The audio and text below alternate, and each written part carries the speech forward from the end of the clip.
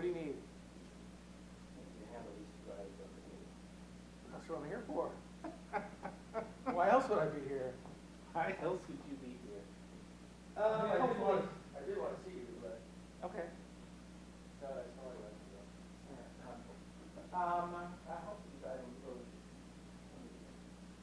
I texted every council member today.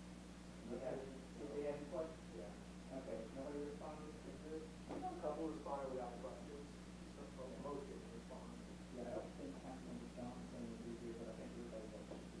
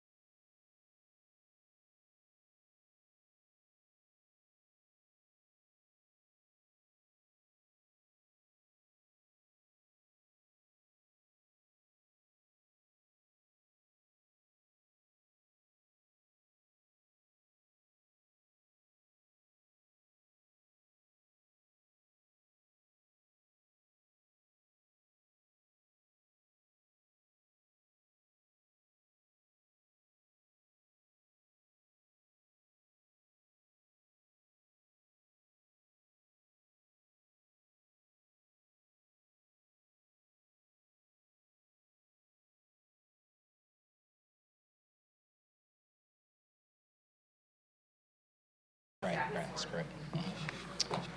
All righty. Well, good evening, everyone. Good, Nancy. Good evening, everyone. Welcome to the special called committee meetings for February 19th, 2025. Elected body present, Mayor Kurt Wilson, Councilmember Christine Hall, Councilmember Alan Sells, Councilmember Sarah Beeson, Councilmember G. Lee Hills, Councilmember William Morthland. I am Brandy Knighton, the city administrator, along with the assistant city attorney, Joseph Cusack, and the city clerk, Nancy Long. The purpose of committee meetings are for city departments to convey information to mayor and council and discuss initiatives. Yes, Lord. Randy, does that mean that that is an outcry from G. Lee Hills for me to start calling her G. Lee Hills at the council member meetings as well as the committee meetings? Okay.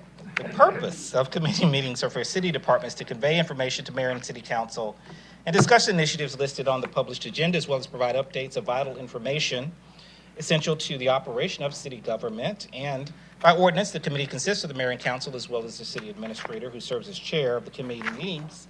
And this is a public meeting, but not a public hearing. Therefore, while we certainly welcome members of the public here, we do not take public comments or questions during committee meetings unless specifically authorized by mayor and council. Public comments and questions are received at our regular city council meetings held at 7:00 p.m. in city council chambers on the second and fourth Monday of each month, and on the fifth Monday in open forum. We do encourage residents to engage our online platforms. If you need any information, please reach out to our staff. We also encourage you to access our web service portal at Roswell, or the Roswell app, as well as visit roswell365.com for a calendar of events. First item on the agenda for this special called meeting is listed under Recreation and Parks. Consideration to submit an application and accept the State of Georgia's Outdoor Recreation Legacy Partnership Program grant, seeking up to $4 million in grant funds for Don White Park. Mr. Malone. Randy, do we need to approve the minutes from the last meeting? No, sir, we do not have those minutes listed on here. Okay. And that may have been an oversight. No worries. On my part. Sorry. When listed on the agenda. So we'll make sure we place them on the next committee meeting agenda. Okay. And I'm not trying to lengthen Stephen's time. I thought there were 3 more items on here. I thought there were 7 on tonight. No. Okay. Just the 4. Cool. Just the 4. Awesome. Just the 4. Okay. Yeah. Yes, we'll have a couple of other items on the next regularly scheduled committee meeting. Just the 4. All right, Mr. Malone. Good evening. Thank you for having me. The first item tonight is a request to apply for the Outdoor Recreation Legacy Partnership Grant for Don White Park. To give you a little background,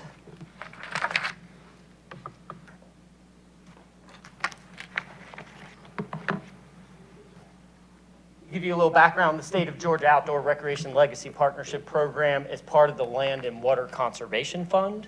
The grant supports green space investment, community collaboration, and public health initiatives. Don White Park is at the 60% design completion phase with an estimated construction cost of approximately $7.5 million to $8 million and funded currently through the 2022 bond referendum. If awarded, the project must begin within a year and be completed within 3 years. If we apply, the deadline to apply is February 28th, and we will find out whether we are awarded the grant by September of 2025 this year. So that would mean a kickoff potentially of the project within that year time frame between September 2025 and September 2026. The financial impact for this grant requires a 1-to-1 match, which would be covered by the 2022 bond fund allocations. And the city is requesting up to $4 million from the grant with a $4 million match funded to the city's bond program.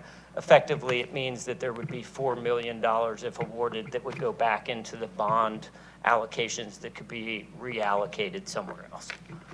So happy to answer any questions you might have. Councilmember Hills. Thank you, Mr. Knighton, and thank you, Director Malone. I want to say thank you so much for the innovative approach on this. As we all know, the price of everything has gone up since the bonds were passed, and anytime we can scratch together a couple more $1 million, I'm all for it. Also, I know that this will be a well-executed project because it has to keep up with ASAND, which is beautiful and has exceeded every one of my expectations. I mean, from planting to the structures, the walkways, all of it. So knowing that its next door neighbor to come will be well cared for and executed is great. So I'll absolutely be supporting this, but thank you for thinking outside of the box on this to help fund some of our other things that we're falling behind on the dollars. Thank you. Thank you, sir. Thank you. Any further questions or comments regarding this item? Seeing none, we'll entertain a motion. Motion by Councilmember Hills, second by Councilmember Morthland. Any further discussion? Seeing none, all in favor? All right, that passes unanimously. Thank you. Thank you. Item number 2, consideration of budget amendment, BA 3506200-02-24-25 in the amount of $193,000 to recognize insurance disbursement and expenses related to damage at Lita Thompson Memorial Park. Mr. Malone. Thank you, sir. To give you a little background, in late September 2024, Hurricane Helene directly impacted the city of Roswell, which caused some damage to several of our unoccupied structures at Lita Thompson Memorial Park. At the time when that happened, staff reported the damage and worked with the city's risk manager, who was able to file an insurance claim with the city's provider.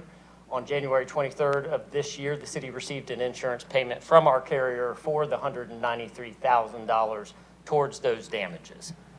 The financial impact, staff recommends the approval of this budget amendment in the amount of $193,000 to recognize the insurance disbursement.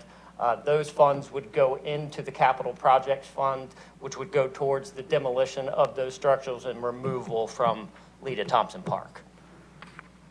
Happy to answer any questions you might have. Comments or questions for Mr. Malone? Councilmember Beeson. What were the structures specifically? So at the rear of the park, if you go all the way back, there was a main house that we were using as a maintenance storage. There were 2 structures back there, the main house and a detached garage. There were several large trees that came down and landed on that structure. So these are the ones specifically that are related to this insurance claim. So storage, then. Got it. Okay. Thank you. Any further questions or comments regarding this item? Seeing none, we'll entertain a motion. Motion by Councilmember Hills, second by Councilmember Morthland. Any further discussion? Seeing none, all in favor? All right, that passes unanimously as well and move forward. Thank you very much. Thank you. Item number 3, as listed under fire, consideration to establish the North Fulton Emergency Medical Response Oversight Committee, also known as MROC. We have Chief Panino, Deputy Chief Thompson as well here. Chief Panino. Good evening. I'm going to defer this to Division Chief Danny Thompson to talk through the MROC agreement. Thank you, Chief. Thank you, Mayor and Council. The item before you this evening is to establish the North Fulton Emergency Medical Response Oversight Committee, MROC. City of Roswell was actually one of the founding members of the MROC committee when it was established initially in May of 2008, pursuant to the SLA agreement that was established July 1st, 2024. And the addition of the city of Sandy Springs coming into it, there was a need to go ahead and redo the bylaws in the MROC. The MROC committee, oversight committee, will essentially have oversight for the SLA compliance, monitoring the response time matrix, determining if there's any liquidated damages that needed to be assessed for non-compliance of the SLA. And each of the participating city managers of the member cities will have belong to the board of directors. There's no financial impact or cost to the city, and I will answer any questions that you all may have. Yes, Councilmember Beeson. Roswell's the last city to opt into this, correct, or to re-engage in this, correct? That is correct. I believe Yeah. all the other 4 have All the other already cities have opted. They have Yeah. already adopted it. One of, obviously, our meetings were canceled last week, but the MROC was in response to, as Chief Thompson mentioned, in response to the AMR agreement that was consummated last year. And this essentially provides a level of staff and administrative oversight, working with AMR to determine metrics, key performance indicators to ensure that the timelines for response are in accordance with the agreement, and if there are any operational concerns, that those could be addressed fairly immediately via the administrative staff, is also, of course, the fire chiefs and those who are supporting this effort. And so it's basically a means by which to evaluate quickly and to assess. I will give AMR credit. They have been very forthcoming in information they've been providing to us in the last year plus. And that arrangement seems to be working very well, and this would establish a formal means by which the city administrators, in this case, would operate as this board of directors, providing oversight for those metrics to ensure that they're being met. Any other questions or comments? All right, seeing none, we'll entertain a motion. Motion by Councilmember Beeson, second by Councilmember Hills.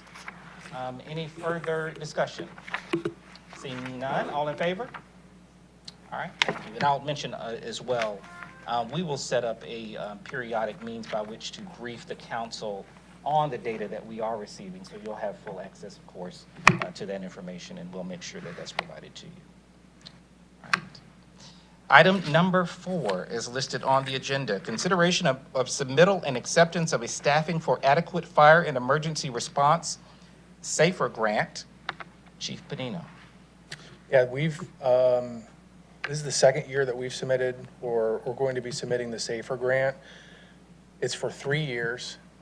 We don't know what the status of grants are going to be at the federal level, but we anticipate the grant application period opening within the next 30 days. We've been working with the grants division and our provider with this.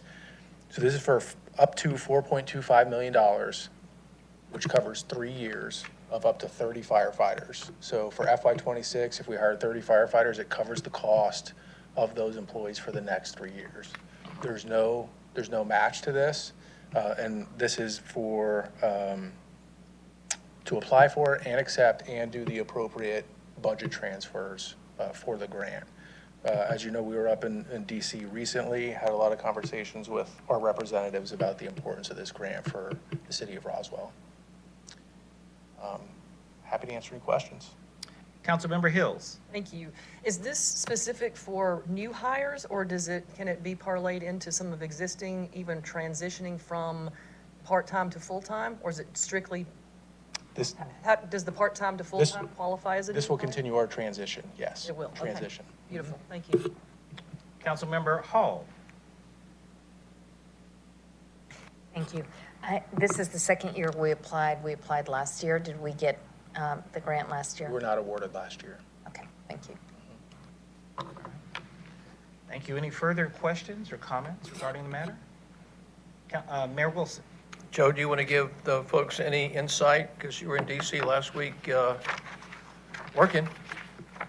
You want to give any insight on that process and things happening and, you know, the work that you've done? And by the way, just as an aside, Dr. Joe Panino has been requested by some members of Congress to speak in front of Congress because of his forward thinking and his leadership inside of the Roswell Fire Department. But besides that, did you get anything done last week? Yeah, that was a quick trip. That was like 36 hours there and back. So we met with Senator Ossoff's staff. We met with Representative McCormick, who I know is going to be here tomorrow. We met with the United States Fire Administrator, and we met with the National Institute of Safety and Training, NIST, and technology committees as well. Just really talking about the amazing things that are happening here in the city of Roswell, how we're being innovative, how we're using technology.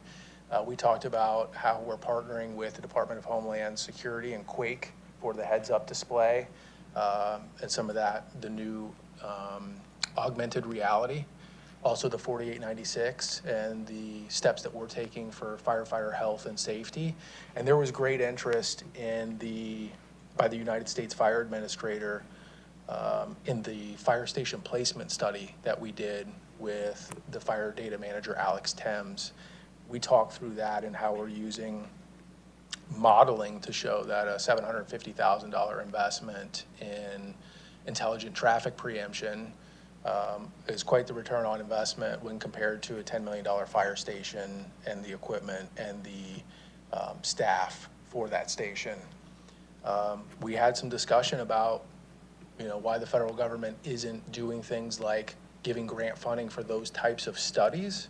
Because if you did in fact find that by relocating fire stations or placing them in the right location or using something like intelligent traffic preemption, that helps federal dollars go further. You have a $750,000 investment instead of a $10 million investment. So there was a lot of interest in that, and I think we're gonna have a lot of follow-up from those meetings that we've had. And to your point, not only is that investment, it's not necessarily static, but also has increasing and improving measurements as you use the technology. So the investment may even go down, but the measurements and the improvements are going to increase. So it's not static, whereas you have a static building, there's only so much you can do, as you well know, to improve your results. Whereas with the technology, it's going to continue to refine itself and continue to refine results. Absolutely, yeah. Yeah, it's funny, and it's always worth promoting Randy and the city leadership team and Joe and the fire department and all the amazing departments in the city because of all the innovation that's taking place, Randy, underneath your leadership, and Joe underneath yours. And like you just started throwing things out. And there's a reason you're in D.C. and there's a reason some folks in Congress want you to speak in front of them because you're getting things done. So thank you for the great job. I appreciate the support of mayor and council. I mean, this really, we've had a lot of conversation in DC about how it's not just a fire department approach, it's a citywide approach to innovation and making sure that we're leading the nation in all fronts. Well done, sir. Yeah. Thank you for your leadership, Anything Chief. done besides that? I mean, we I mean, did, well, all we care about is this safer grant, Joe. we did accept a little We all award. need to clap. We did accept a little award while we were there. Yes, So- we want to acknowledge that award too Yeah. at the right time. We do want to acknowledge it. Let's acknowledge it, but I just want to talk about the SAFER grant real quick. So the SAFER grant is part of the legislative process in our representative government. We just can't apply. You have to bring it through the legislative process, ask for permission to apply for the grant. It doesn't really improve your chances or hurt your chances. It's a blind process. We really don't have any great insight to it, but it's part of the legislative process of the history that we have. We run it through committee, it'll go to council, get voted on, and say, okay, you got permission to apply for the grant, which is honestly kind of silly. Maybe one day we'll fix some of this stuff, but, sorry. But let's, go to the more important stuff, Christine. Just on behalf of all of us, I'm sure that I'm speaking for the entire council and everybody can pipe in. We are so, so proud of you and the ward and your team and the culture that you have instilled in this fire department. It's unlike anything you've seen in government. And I know I share that with you privately, and I just thank you for everything that you've done.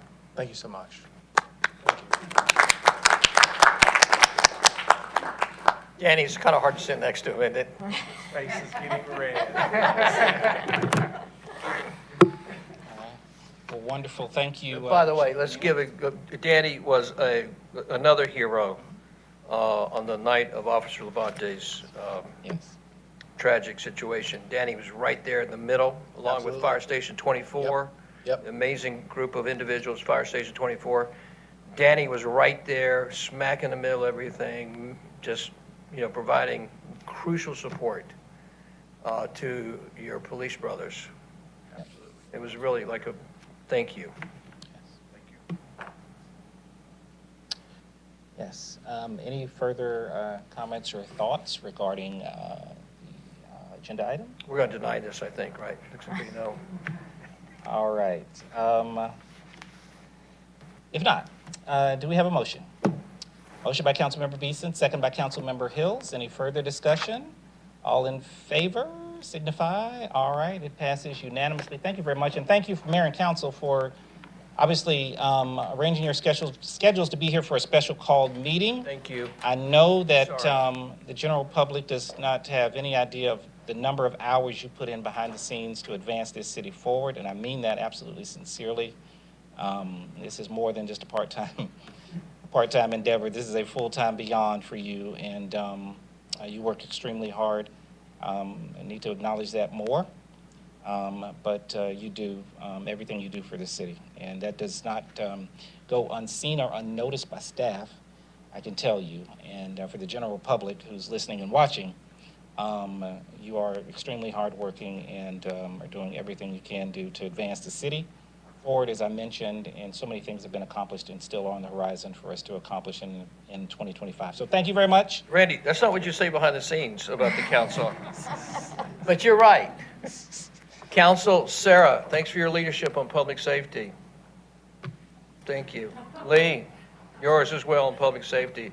Will, Alan, and Christine, you're part of the success story. You guys have done an amazing job. You can't say enough to our fellow residents to a point like this council is for real. They get it done. And except for David Johnson, he does not.